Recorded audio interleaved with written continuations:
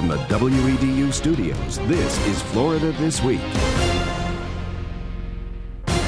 And now, moderator Rob Lorei. Welcome to Florida This Week. We're inaugurating a new name and a new set tonight for WEDU's primetime news and information program. Tampa Bay Week now becomes Florida This Week. Why would a Republican cross over to go with Jim Davis? What do you think the appeal is there? Maybe it has something to do with George W. Bush. This is a year out from the election, so if the election were held today. As they say in the editorial writing racket, this bears watching. Bill Moyers has been a divinity student, a presidential spokesman, and an author and an award-winning television producer. So I really set out to engage what I call the conversation of democracy. What's been the thing you're proudest of in your first 100 days? Rob, really getting into city government and reshaping it. Jimmy Carter was elected the 39th president of the U.S. in 1976. President Carter, welcome to WEDU. It's good to be with you. Thank you. Thanks for coming. Great to see you. Well, the state legislative session ended early last Saturday morning. But in the end, a lot of new bills were passed, including measures to limit early voting. What's the rest of the nation saying about how important this question of seating the Florida delegation is? What are you hearing? I'm saying, what is it up with Florida? Why is Florida always at the center of every drama, every electoral drama every year? I'm not pleased about the way the Republican Party acted over the course of the last 6 or 8 years. I'm talking about primarily in Washington with the deficit spending. I mean, quite frankly, we were up there and we were acting like Democrats. And we all need to just... The parade starts at 1 o'clock right now, which gives revelers a lot of time to imbibe. You move the parade back to 10 a.m., They'd sober up. Practicing trial attorney Greta Van Susteren entered broadcasting in 1991. My father was Joe McCarthy's campaign manager, and he was the best man in my parents' wedding. We ask our panel about another story from the week or on the horizon, which affects people here in West Central Florida. Chris, we have about 20 seconds for you. Clear my throat. I'm Irish and Presbyterian. It took me longer than that to clear my throat. You know, they say the only reason that we hold elections is to see how accurate the public opinion polls are, and they were quite accurate in Iowa. President Obama did finally win Florida after a vote count that lasted 4 days. Why do you think Obama won Florida? Was it demographics or ideology? Well, I don't know if it was one or both or multiple things. What I do know is that they won. There are two things that the Republicans have got to fix if they're going to be more competitive in these national races, and one is the gender gap. Can the Democrats sustain that momentum? Historically, it's going to be very difficult.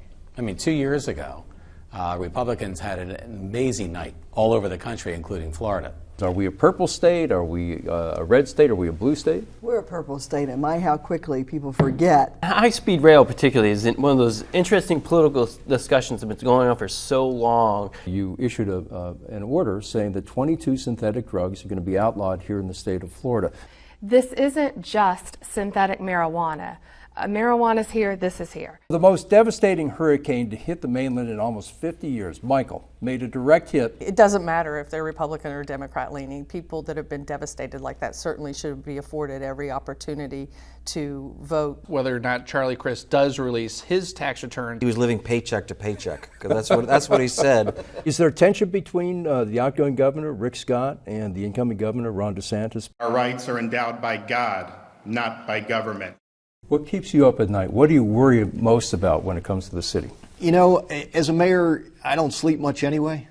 Florida was ground zero for several coronavirus stories. Are you confident that the government officials here and nationally have the situation under control? Yes and no. We're going to walk down to the Capitol. Did members of Congress feel like their lives were in danger on Wednesday? No question about it. I mean, my goodness, 5 people have now lost their lives as a result of what happened last Wednesday. The Bucs defense stopped Kansas's much-vaunted offense. Quarterback Tom Brady helped lift the team to its second Super Bowl championship. By not expanding Medicaid, who's left out? A lot of these folks have to rely on our emergency rooms and their community clinics to get access to health care. I do believe it was 3 against 1. I feel like they allowed Kamala Harris to pivot a lot on talking points. They didn't hold her to task like they did Donald Trump.